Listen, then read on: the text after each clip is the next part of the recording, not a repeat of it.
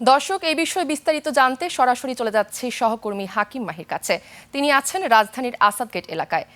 মাহি, জ্বালানি তেলের পরিস্থিতি কেমন দেখছেন, আমাদের বিস্তারিত জানান।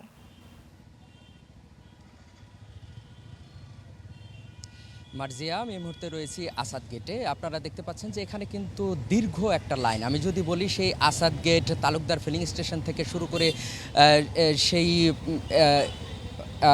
আমরা দেখতে পাচ্ছি যে সেই জিয়া উদ্যান পর্যন্ত কিন্তু এই লাইনটা চলে গেছে। অর্থাৎ এখানে কিন্তু কয়েকশো গাড়ি কিন্তু এখানে জমা রয়েছে এবং সবচেয়ে বেশি রয়েছে এখানে যে মোটর সাইকেলগুলো সেগুলো, এবং তার চেয়ে বেশি রয়েছে এখানে প্রাইভেট যে গাড়িগুলো রয়েছে সেগুলো।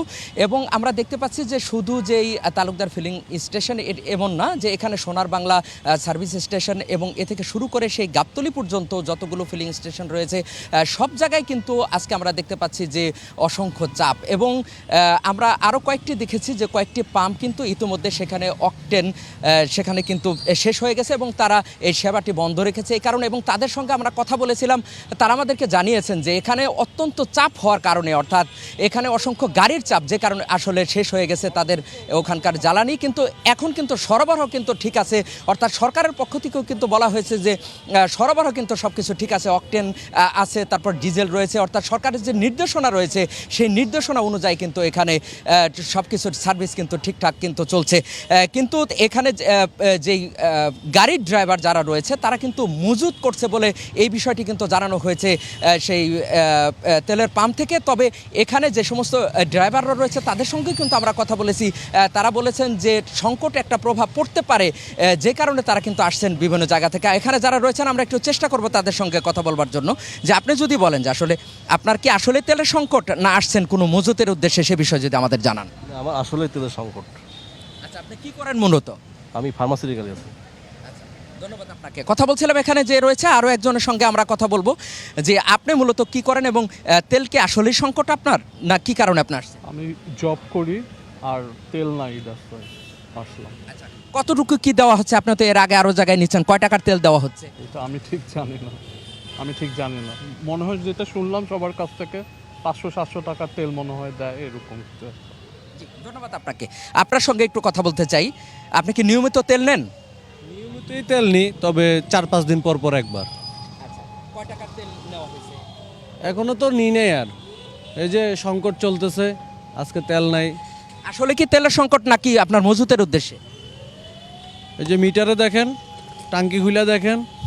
ধন্যবাদ আপনাকে। কথা বলছিলাম এখানে যারা মোটর সাইকেলের ড্রাইভার যারা রয়েছে তাদের সঙ্গে আমরা কথা বলছিলাম যে আসলে সংকট নাকি মজুত।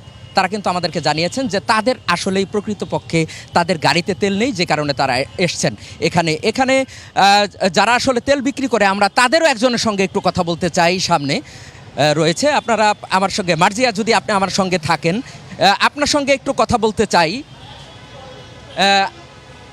তেলের কি কোনো সংকট রয়েছে? তেল দিতে দেন, একটু তেলটা দিয়ে রিল্যাক্স হয়।